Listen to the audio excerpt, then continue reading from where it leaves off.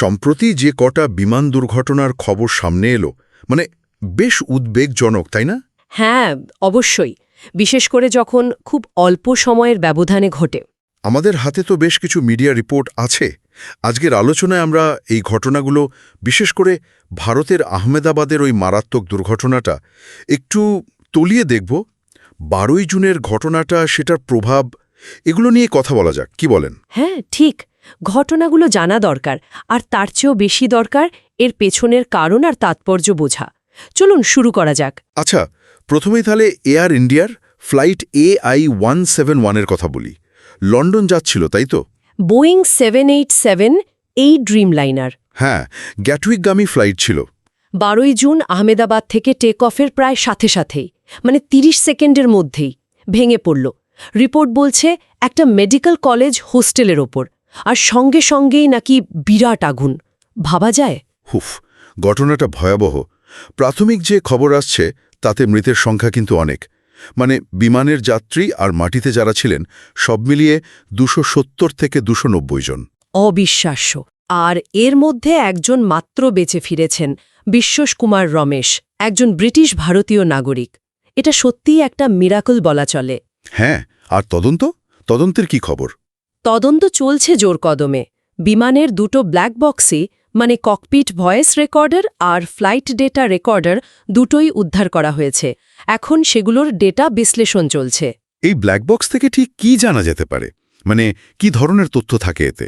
দেখুন, ভয়েস রেকর্ডারে থাকে ককপিটের ভেতরের সব কথাবার্তা, পাইলটদের শেষ মুহূর্তের কথোপকথন, বিভিন্ন অ্যালার্মের শব্দ। আর ডেটা রেকর্ডারে থাকে বিমানের সব টেকনিক্যাল ডেটা, ধরুন গতি, উচ্চতা, ইঞ্জিনের পারফরমেন্স, কন্ট্রোলগুলো কিভাবে কাজ করছিল, এই সব আর কি। আচ্ছা, দুটো মিলিয়ে একটা ছবি পাওয়া যায়। হ্যাঁ, দুর্ঘটনার আসল কারণ বুঝতে এ দুটো খুব জরুরি। আর প্রাথমিক কারণ হিসেবে যে শোনা যাচ্ছে, দুটো ইঞ্জিনই নাকি বিকল হয়ে গেছিল। পাখির ধাক্কা লাগার কথাও তো বলা হচ্ছে। হ্যাঁ, মানে প্রাথমিক থিওরি এটাই যে দুটো ইঞ্জিনই একসাথে ফেল করে। বার্ড স্ট্রাইকের সম্ভাবনার কথাও উড়িয়ে দেয়া হচ্ছে না। তবে দেখুন, 787-এর মতো একটা অত্যাধুনিক বিমানের দুটো ইঞ্জিন একসাথে বিকল হওয়া, বিশেষ করে পাখির আঘাতে, এটা কিন্তু বেশ বিরল ঘটনা।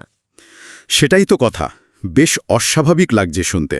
ঠিক, তাই তদন্তকারীরা অন্য সব সম্ভাবনাও খুব মন দিয়ে খতিয়ে দেখছেন। এখনই নিশ্চিত করে কিছু বলার সময় আসেনি। এর প্রতিক্রিয়াও তো দেখলাম বেশ দ্রুত এলো। ভারত সরকার তো তাদের সব 787 ড্রিমলাইনারের উড়ান আপাতত বন্ধ করে দিয়েছে। হ্যাঁ, একদম আপাতত গ্রাউন্ডেড। সবগুলোর সেফটি চেক করা হচ্ছে। এটা তো একটা বিশাল পদক্ষেপ। এয়ার ইন্ডিয়ার রুটে এর প্রভাব পড়বে নিশ্চয়ই। অবশ্যই পড়বে। আন্তর্জাতিক রুটের একটা বড় অংশ তো 787 দিয়েই চলে। শুধু তাই না, বিশ্বজুড়ে অন্য যেসব এয়ারলাইন্স 787 ব্যবহার করে তারাও কিন্তু ব্যাপারটা খুব ক্লোজলি দেখছে। আর ধরুন বোয়িং, এয়ারবাস সবাই নজর রাখছে। একটা নির্দিষ্ট মডেলের সেফটি নিয়ে প্রশ্ন উঠলে তার প্রভাব কিন্তু সুদূর প্রসারী হয়। তা তো বটেই। এটা আর শুধু ভারতের বিষয় থাকছে না তাহলে? একদমই না, এটা এখন একটা গ্লোবাল কনসার্ন। আচ্ছা, এই ঘটনার পরপরই কয়েকদিনের মধ্যেই আমেরিকাতেও একটা ঘটনা ঘটল।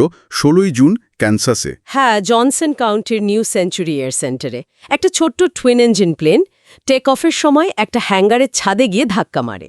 সেখানে হতাহতের খবর আছে? না, সৌভাগ্যবশত কেউ মারা যাননি। পাইলট আর একজন যাত্রী ছিলেন, তারা সামান্য আহত হয়েছেন। আমেরিকার FAA আর স্থানীয় কর্তৃপক্ষ তদন্ত করছে। তবে এটা বুঝতে হবে, আহমেদাবাদের ঘটনার সাথে এর কিন্তু কোনো তুলনা চলে না। মানে স্কেলটা অনেক আলাদা। হ্যাঁ, এটা একটা ছোট বিমান, যাকে আমরা জেনারেল এভিয়েশন বলি, তার দুর্ঘটনা। প্রেক্ষাপট ভিন্ন। আর ওই একই দিনে মানে 16ই জুন অস্ট্রেলিয়াতেও একটা দুর্ঘটনা। হ্যাঁ, নিউ সাউথ ওয়েলসে টটনহ্যামের কাছে। ওটা ছিল একটা রিক্রিয়েশনাল এয়ারক্রাফট, মানে শখের বা বিনোদনমূলক বিমান। একটা মাঠে ক্র্যাশ করে পাইলটের মৃত্যু হয়।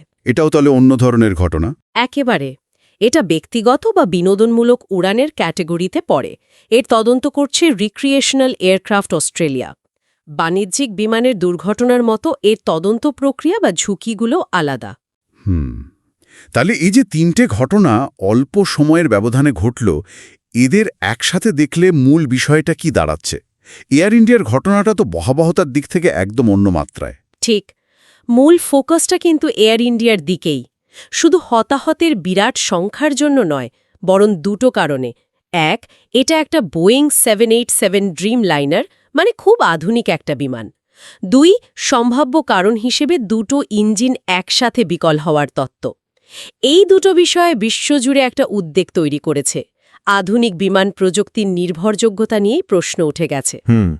অন্য দুটো ঘটনা, মানে ক্যানসাস আর অস্ট্রেলিয়ার, সেগুলো ভিন্ন মাত্রার হলেও মনে করিয়ে দিচ্ছে যে বিমান চলাচল, তা সে যত ছোট স্কেলেই হোক, ঝুঁকি কিন্তু সব ক্ষেত্রেই থাকে। জেনারেল এভিয়েশন বা রিক্রিয়েশনাল ফ্লাইংয়েরও নিজস্ব চ্যালেঞ্জ আছে। তার মানে সব চোখ রাখুন আহমেদাবাদের দুর্ঘটনার তদন্ত রিপোর্টের দিকে।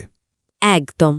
ওই রিপোর্টটা খুব গুরুত্বপূর্ণ, কারণ এর ফাইন্ডিংস শুধু এয়ার ইন্ডিয়া বা বোয়িং 787 মডেলের ভবিষ্যৎকেই প্রভাবিত করবে না, হয়তো সামগ্রিকভাবে বিমান নিরাপত্তা প্রোটোকল, বিমানের ডিজাইন, রক্ষণাবেক্ষণ, এমনকি অত্যাধুনিক প্রযুক্তির উপর আমাদের নির্ভরতা, এইসব কিছু নিয়েই নতুন করে ভাবনার অবকাশ তৈরি করবে।